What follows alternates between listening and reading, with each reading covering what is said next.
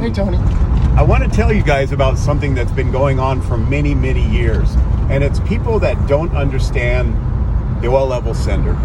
So, after years of trying to explain to everybody how we're going to pull over, and I want to cover how that system works, so it's not such an unknown, because so many people bring their cars in and they go, hey, my oil level sender my gauge isn't working right. And I'm like, well, hang on. You're only supposed to really look at that gauge when you're stopped and the car's at idle at operating temperature. So here's the deal. Let's cover the gauges a little bit. So we have combi gauges. Porsche kind of came up with this combi gauge name, and with a K, of course. And on the far left, we have an oil and a fuel level gauge. Oil level and fuel level. And with fuel, I can't tell you how important it is that you guys go with Shell or Chevron. I honestly do not believe that adding extra Tetraline in the Chevron is a good idea, because you can wash the cylinders.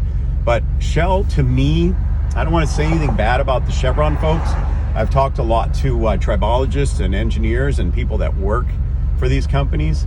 I think Shell, Queen of England or Royal Dutch, is probably the top tier because of their additives, right?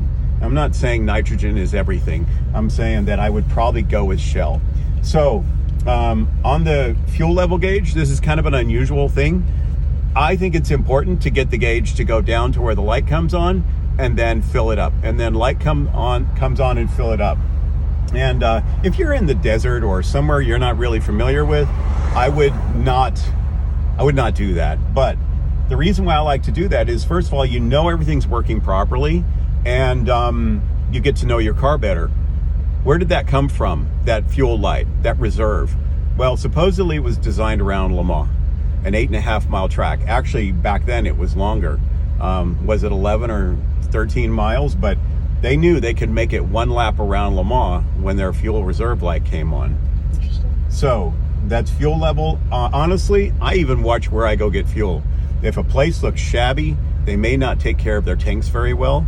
And as far as the old wives' tale about not getting fuel when there's a truck there filling their tanks, I'm not sure how true that is, but I don't do it. I just want to make sure I eliminate any possibility of an issue. Oil level gauge. Here's the big misnomer of, oh my God, why is it in the red? Well, let me explain. I came up with this analogy that kind of explains it. And doctors always love when I tell them this. Hypothetically, there's two hypotheticals in this. You have 10 pints of blood in your body, let's just say. And also you have a reservoir permanently attached to your right hip. And when you're sitting down, you don't really need much blood. So let's just say you're relaxing and there's 9 pints of blood in your reservoir and 1 in your body.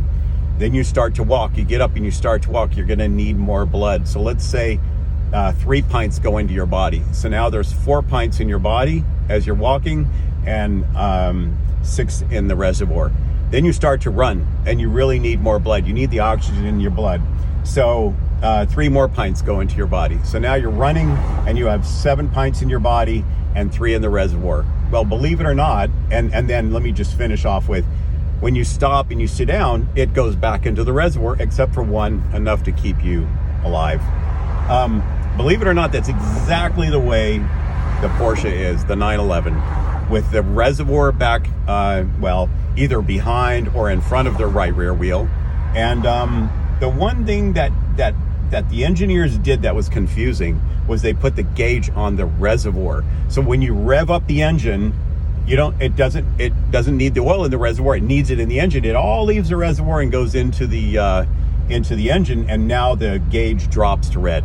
So everybody, after an oil change, they go, oh my God, my gauge is in the red. Well, yes, if you're driving, but if you're sitting and the engine's at idle like we are right now at 180 degrees Fahrenheit or 200, it's gonna all go back into the reservoir. So here's the deal. When do you check the oil in a 911? When it's operating temperature, idling.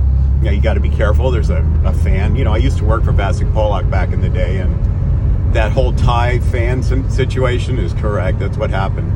But the only time you really want to pay attention to this oil level gauge pay attention. You know, all the semantics. I used to say the only time it's correct, and an engineer caught me off guard and he goes, no, it's always correct. But the only time you really want to pay attention to the oil level gauge in an earlier 911 is like a 993 and older, is when it's at idle operating temperature, and then you can check the oil. So I'll save you information for the second series. But hey, thank you everybody, and I hope that helped somebody. Thank you.